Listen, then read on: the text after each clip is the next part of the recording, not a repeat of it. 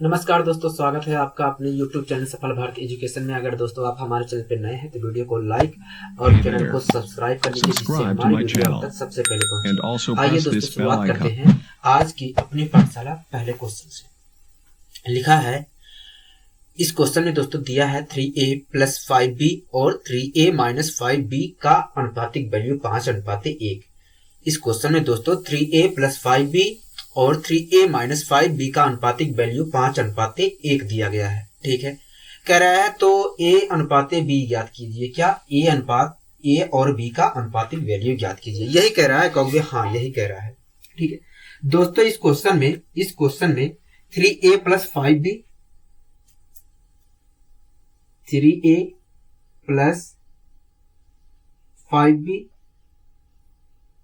और 3a - 5b 3a - 5b का अनुपातिक वैल्यू दिया गया है। कितना दिया गया है अनुपातिक वैल्यू? कहोगे भैया अनुपातिक वैल्यू दिया गया है 5:1। हाँ कि ना? कहोगे भैया हाँ, 5:1 दिया गया है। हमसे पूछ रहा है कि बताइए a और b का रेशियो क्या होगा। कहोगे भैया हाँ, यही पूछ रहा है। मैंने कहा ठीक है। तो दोस्तों एक बात बताइए, ये जो अनुपातिक वैल्यू, ये जो 3a + 5b अनुपात का चिन्ह, उसके बाद 3a - 5b लिखा गया, इसे हम क्या लिख सकते हैं? क्योंकि देखिए इसका मतलब यही है कि 3a + 5b को 3a - 5b से डिवाइड किया जा रहा है। इसका मतलब यही है कि 3a + 5b को 3a - 5b से डिवाइड किया जा रहा है। मैंने कहा ठीक है। कोई दिक्कत है आपको? कहोगे नहीं। मतलब इस चीज को मैं इस रूप में लिख सकता हूं। कहोगे हाँ, इस रूप में लिख सकते हो। मैंने कहा ठीक है। इसी प्रकार दोस्तों 5:1 को मैं 5:1 को 5/1 लिख सकता हूं। कहोगे हाँ। कोई दिक्कत? कहोगे नहीं, हमें कोई दिक्कत नहीं है। अगर दोस्तों मैं इसे सोल्व करना चाहूं तो 3 मल्टीप्लाई करना पड़ेगा।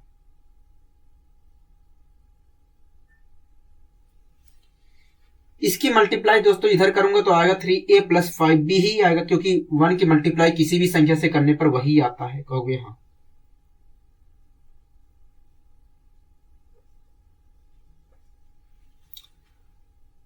और 5 की मल्टीप्लाई इधर होगी। कहोगे हाँ। 5 × 3 = 15a आ जाएगा, माइनस के 25b आ जाएगा, माइनस के 25b आ जाएगा। कोई दिक्कत आपको यहां तक? कहोगे नहीं, हमें कोई दिक्कत नहीं। माइनस का 15a इधर प्लस का है, मैं बराबर के दूसरी साइड लेके आ रहा हूं, मतलब बाएं साइड लेके आऊंगा तो माइनस का 15a हो जाएगा। कहोगे हाँ।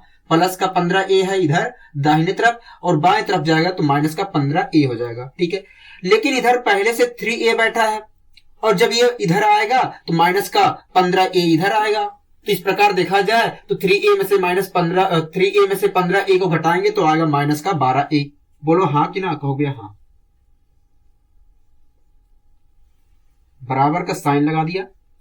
ये जो दाहिने बाएं तरफ 5b लिखा है प्लस का, इसे दाहिने तरफ करेंगे तो ये प्लस का है तो ये माइनस का हो जाएगा। कहोगे हाँ। और इधर पहले से -25b है, और 5b और हो जाएगा माइनस का, तो कितने b हो जाएंगे? कहोगे माइनस का 30b हो जाएगा, माइनस का 30b हो जाएगा।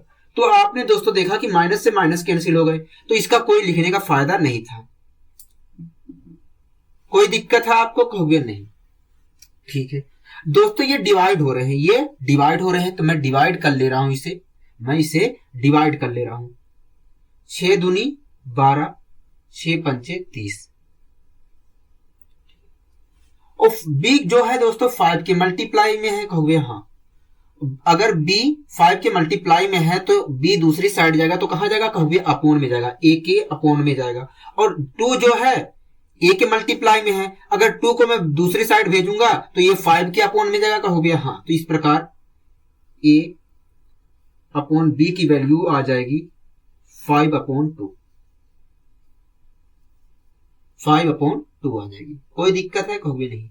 अगर दोस्तों a/b की वैल्यू 5/2 है तो मैं कह सकता हूं a/b की वैल्यू 5/2 होगा। हाँ कि ना? कहोगे हाँ। आइए दोस्तों हम बढ़ते हैं अपने अगले क्वेश्चन की ओर। अगले क्वेश्चन में दोस्तों क्या दिया गया है, कहोगे अगले क्वेश्चन में हमें एक्स का क्यूब माइनस वाई का क्यूब और x square plus x y plus y square का अनुपातिक वैल्यू 5:1 दिया गया है। मैंने कहा बहुत अच्छे। और क्या आगे दिया गया है, कहोगे और आगे x square minus y square और एक्स वाई का अनुपातिक वैल्यू 7:1 दिया गया है। मैंने कहा ठीक है।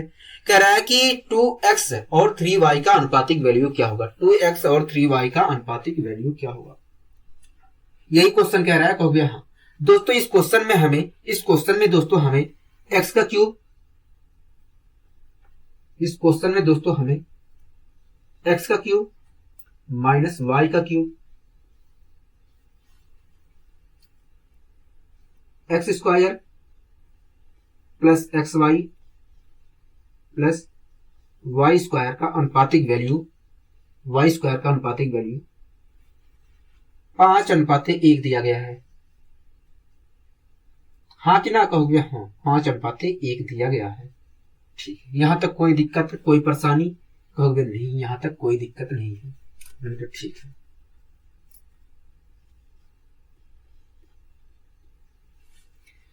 इसी प्रकार दोस्तों हमें x square minus y square और एक्स माइनस वाई का अनुपातिक वैल्यू, एक्स माइनस वाई का अनुपातिक वैल्यू 7:1 दिया गया है। हाँ कि ना, कहोगे हाँ। और हमसे पूछ रहा है कि बताइए 2x और 3y का अनुपातिक वैल्यू क्या होगा, कहोगे हाँ यही पूछ रहा है। ठीक है, तो दोस्तों एक बात बताइए, अगर x का क्यूब माइनस y का क्यूब और x square plus x y plus y square का अनुपातिक वैल्यू दिया गया है 5:1, तो मैं इस चीज को कुछ इस प्रकार लिख सकता हूं, क्योंकि ये एक्स का क्यूब माइनस वाई का क्यूब जो लिखा है इसे कुछ मैं इस प्रकार लिख सकता हूं।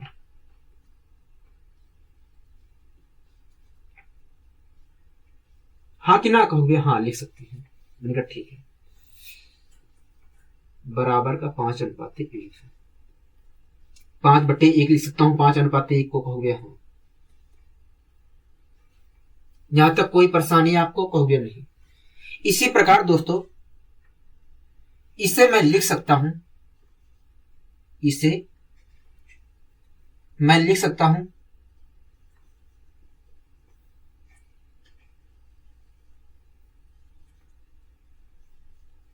X square minus y square upon x minus y लिख सकता हूं, और बराबर के 7/1 लिख सकता हूं। बोलो हाँ कि ना, कहोगे हाँ लिख सकते हो, हमें कोई परेशानी नहीं है। मेरा ठीक है।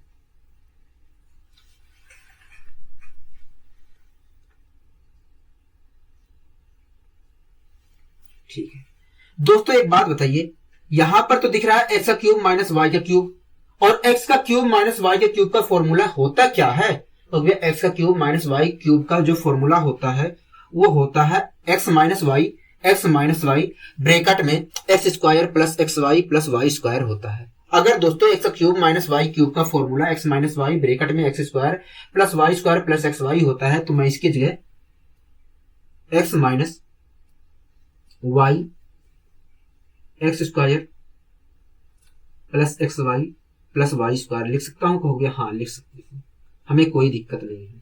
ठीक है, और अपोन में तो ये चीज वैसे ही है, क्योंकि इसके साथ तो हमने कोई छिड़खानी नहीं किया, कहोगे हाँ हमने कोई छिड़खानी नहीं किया तो वैसे ही रहेगा।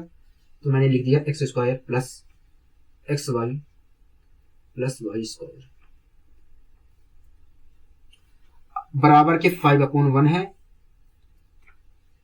और 5/1 को मैं 5 लिख सकता हूं। बोलो हाँ कि ना, यहां तक कोई दिक्कत कोई परेशानी, कहोगे नहीं हमें कोई दिक्कत कोई परेशानी नहीं है। ठीक है, इसी प्रकार दोस्तों मैं यहां पर x square minus y square को एक्स माइनस वाई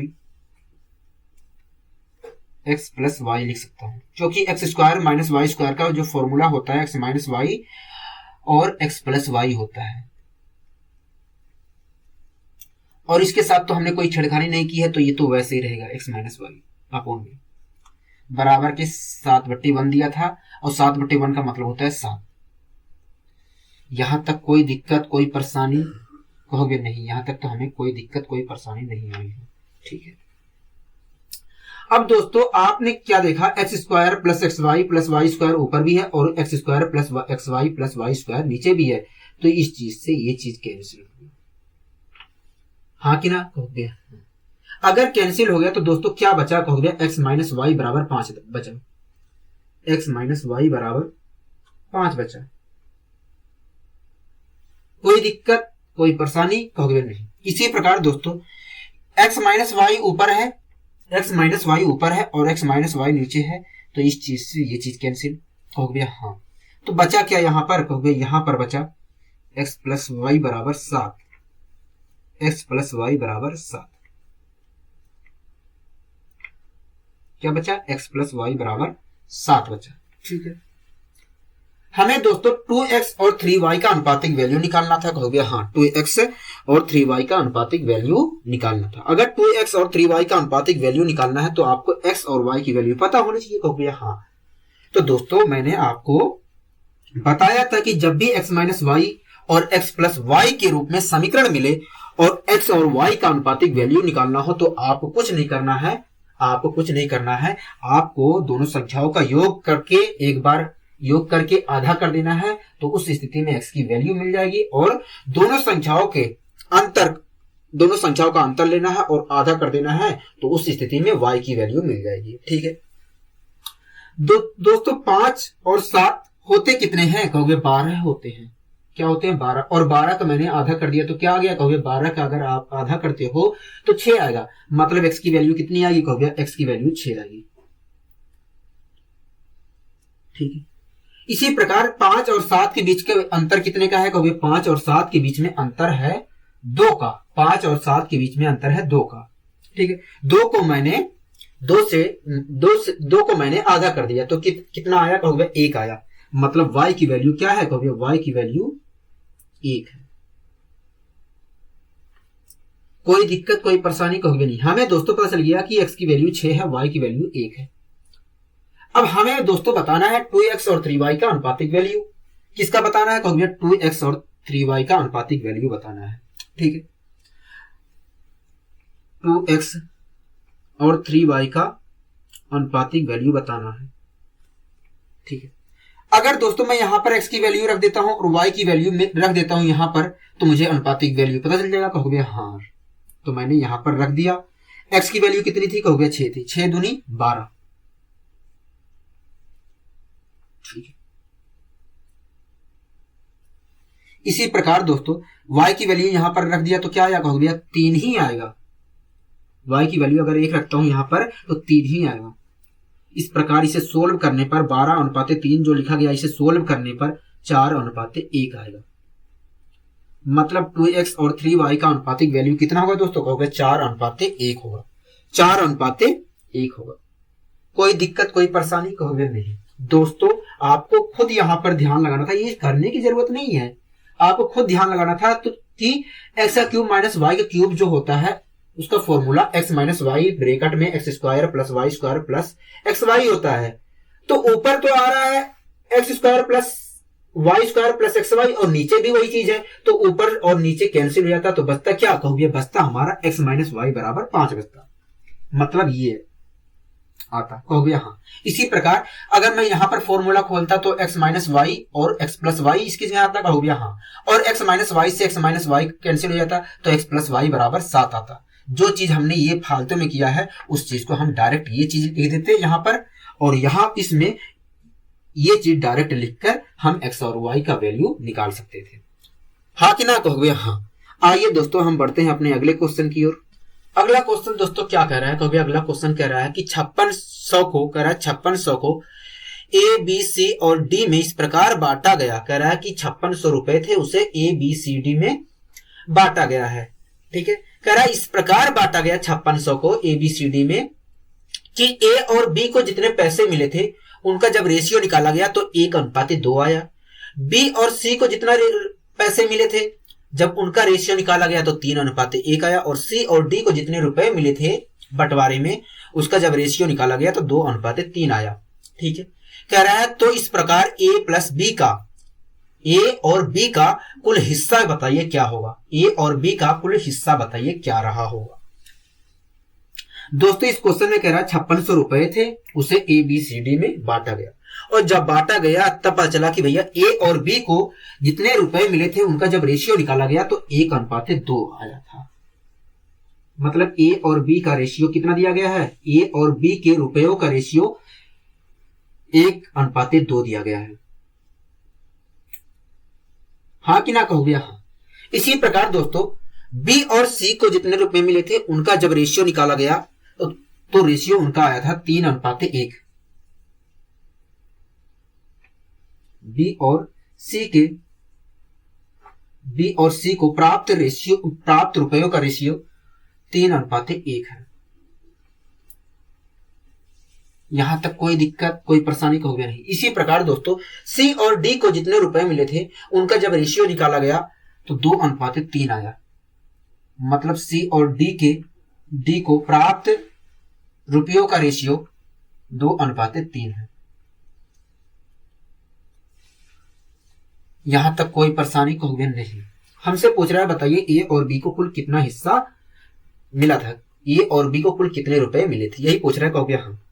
दोस्तों A और B का रेशियो 1:2 है, B और C को 3:1 है। B और C का रेशियो 3:1 है और C और D का रेशियो 2:3 है। ठीक है। अगर दोस्तों A और B को जो रुपए मिले थे उनका रेशियो 1:2 है, B और C को जो रुपए मिले थे उनका रेशियो 3:1 है और C और D को जो रुपए मिले थे उनका रेशियो 2:3 है, तो आप मुझे ये बता दीजिए जो पैसे 5600 रुपए ABCD में विभाजित किए गए हैं वो किस अनुपात में विभाजित किए गए हैं। तो कहोगे देखिए अगर आप अनुपातिक वैल्यू निकालना चाह रहे हो किस अनुपात में उन्हें पैसे दिए गए हैं चारों को, तो इसके लिए हमें ABCD लिखना पड़ेगा। अगर आप नहीं लिखते हो तब भी चल जाएगा। ठीक है। उसके बाद क्या करना पड़ेगा कहोगे, उसके बाद हमें दिया गया है A और B को जो रुपए प्राप्त किए गए, A और B को जो रुपए प्राप्त हुए थे उनका रेशियो 1:2 दिया है, तो 1:2 यहां पर लिख दिया। इसी प्रकार B और C को 3:1 के रूप में पैसे प्राप्त हुए हैं, तो मैंने यहां पर रख दिया 3:1, और C और D का रेशियो 2:3 दिया है, तो 2:3 यहां पर लिख दिया। यहां पर क्या फिल किया जाएगा कहोगे, यहां पर तो 2 फिल किया जाएगा, यहां पर कहोगे यहां पर भी 2, यहां पर क्या कहोगे यहां पर 1, यहां पर 1। ठीक है। यहां पर क्या फिल किया जाएगा कहोगे, यहां पर 3 फिल किया जाएगा, यहां पर कहोगे यहां पर 2, यहां पर 2। ठीक है।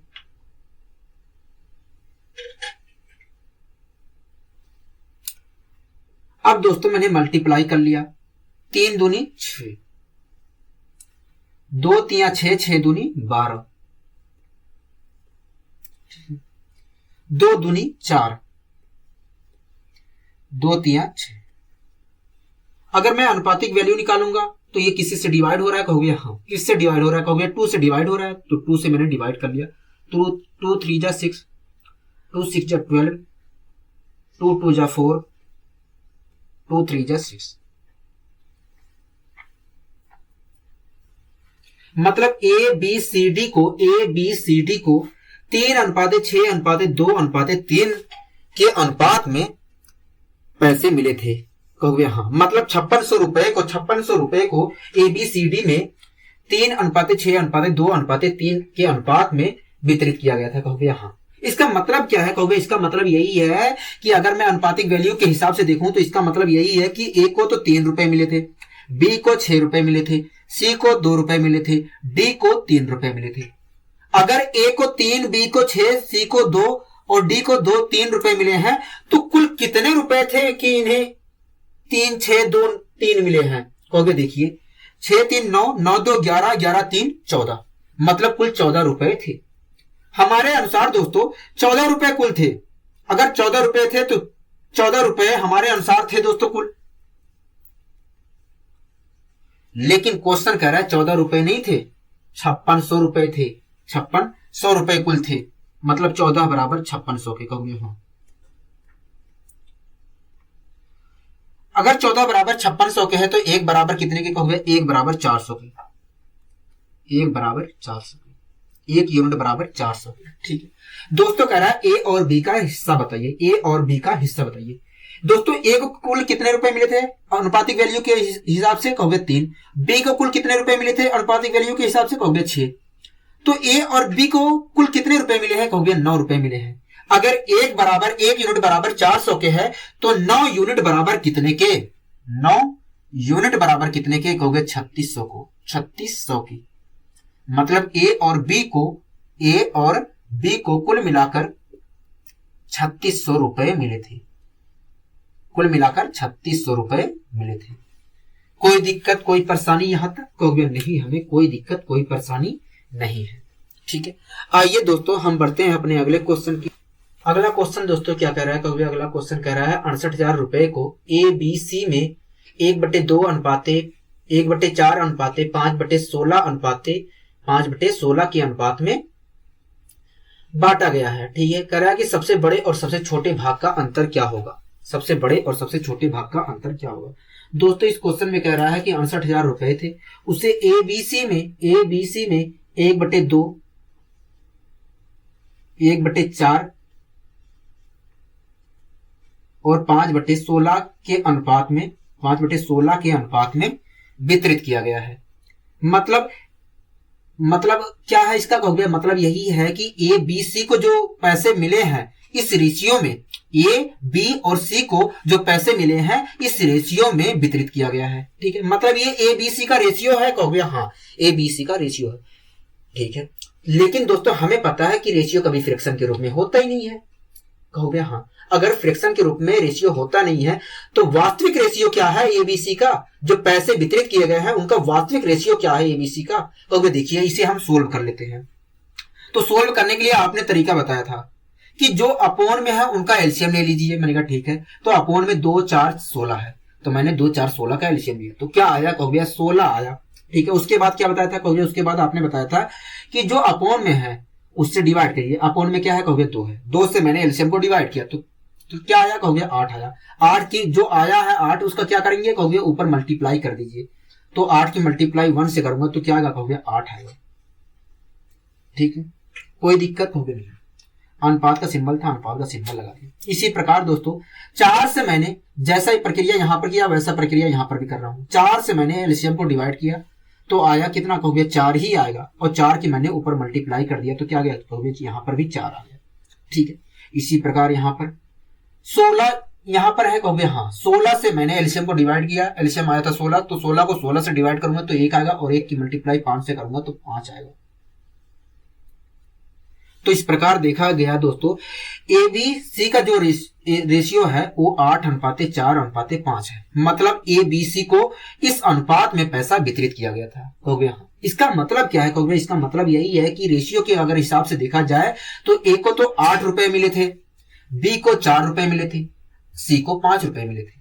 अगर ए को 8 रुपए मिले थे रेशियो के हिसाब से और बी को 4 रुपए मिले थे और सी को 5 रुपए मिले थे, तो कुल कितने रुपए थे, कहोगे 8 4 12 12 5 17 रुपए थे। क्या थे, 17 रुपए थे। हमें पता है दोस्तों रेशियो के हिसाब से ए बी सी को 17 रुपए कुल वितरित किए गए थे, लेकिन क्वेश्चन कह रहा है 68,000 वितरित किए गए हैं। मतलब 17 बराबर 68,000 के, कहोगे हाँ। अगर 17 बराबर 68,000 के तो 1 बराबर कितने के, कहोगे 1 बराबर 4,000 के, 1 बराबर 4,000 की। ठीक है, हमसे पूछ रहा है कि बताइए सबसे बड़े और सबसे छोटे भाग का अंतर क्या होगा, यही पूछ रहा है, कहोगे हाँ। तो सबसे बड़ा भाग ए का है और सबसे छोटा भाग बी का है, कहोगे हाँ। तो ए और बी के भागों का अंतर कितना है, कहोगे 4 यूनिट का है। ठीक है, अगर 1 यूनिट बराबर 4,000 के है तो 4 यूनिट बराबर कितने के, कहोगे 4 यूनिट बराबर 16,000 के। मतलब सबसे बड़े और सबसे छोटे भाग का अंतर कितना है, कहोगे 16,000 रुपए का अंतर है।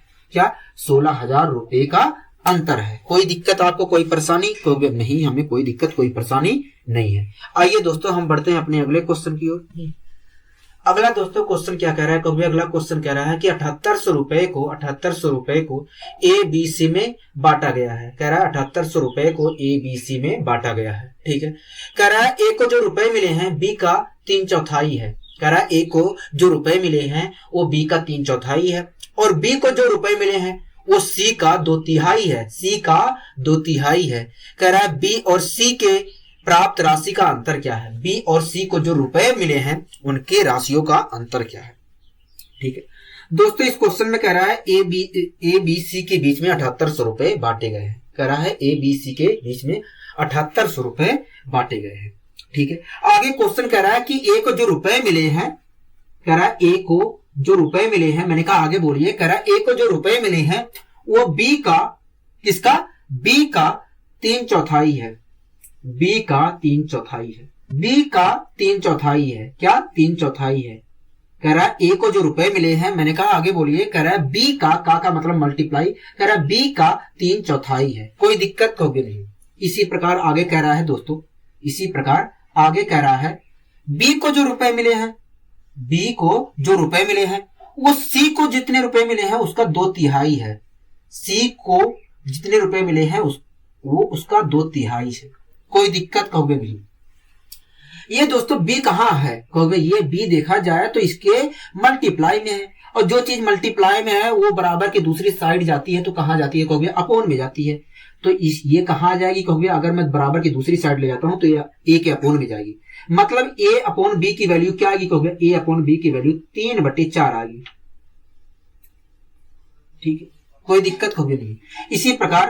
इसी प्रकार सी कहां आएगा, कहोगे बी के अपोन में आएगा, तो बी अपॉन सी की वैल्यू आ जाएगी 2/3, 2/3 आ जाएगी, कोई दिक्कत कहोगे नहीं।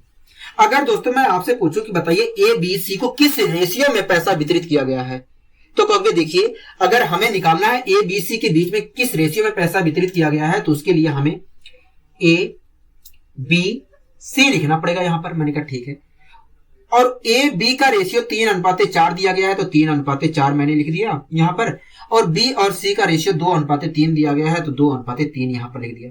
यहां पर मैंने 4 फिल कर दिया, यहां पर मैंने 2 फिल कर दिया। उसके बाद मैंने इस प्रकार कुछ मल्टीप्लाई कर दी, इस प्रकार मैंने मल्टीप्लाई कर दी। मैंने कहा ठीक है, 3 दूनी 6, 4 दूनी 8, 4 तियां 12।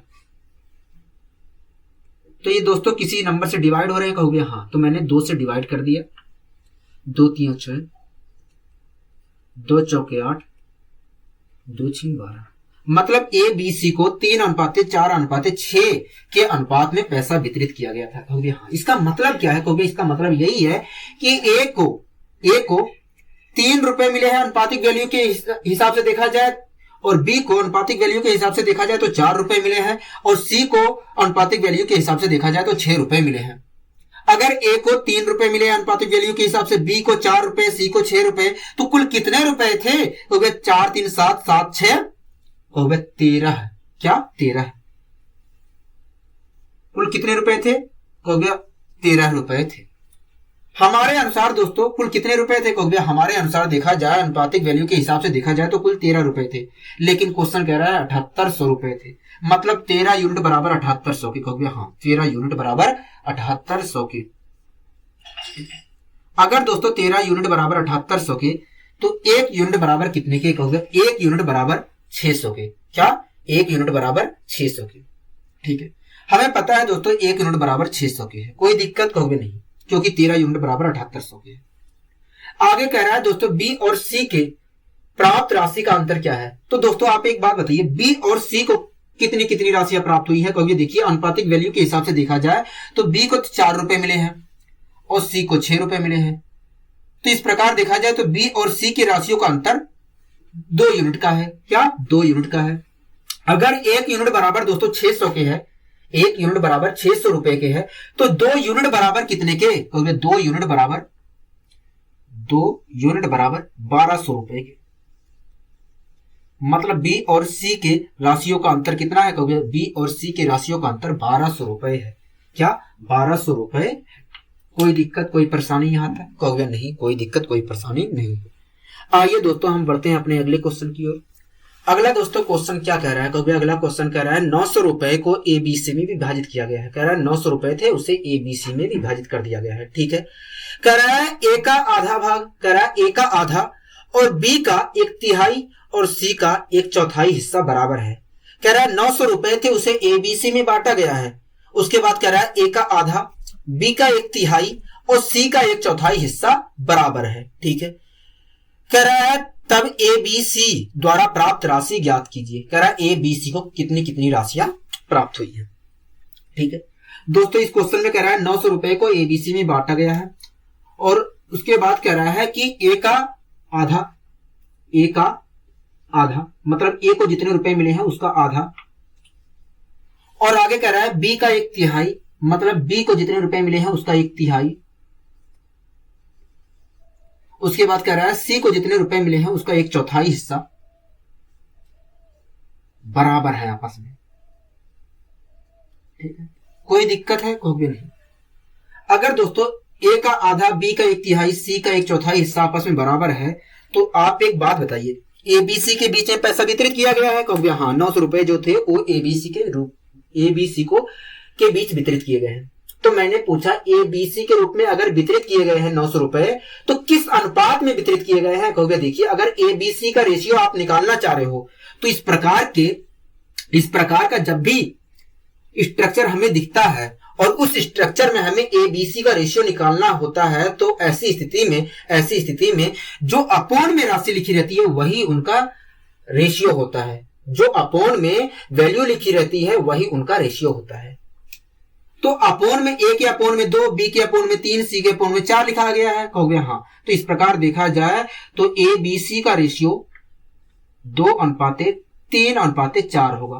कहोगे हाँ, मतलब ABC के बीच में पैसा 2:3:4 के रूप में वितरित किया गया होगा। कहोगे हाँ, ABC के बीच में पैसा 2:3:4 के रूप में वितरित किया गया होगा। इसका मतलब क्या है? कहोगे इसका मतलब यही है कि A को अनुपातिक वैल्यू के हिसाब से देखूं तो A को 2 रुपए मिले हैं, B को 3 रुपए मिले हैं और C को 4 रुपए मिले हैं। मैंने कहा ठीक है, अगर A को 2 रुपए मिले हैं अनुपातिक वैल्यू के हिसाब से, B को 3 रुपए मिले हैं, C को 4 रुपए मिले हैं, तो कुल कितने रुपए थे? कहोगे देखिए 2 3 5 5 4 9, कुल देखा जाए तो 9 रुपए थे। हम देख रहे हैं दोस्तों अनुपातिक वैल्यू के हिसाब से 9 रुपए थे, लेकिन क्वेश्चन कर रहा है 9 रुपए नहीं थे, 900 थे।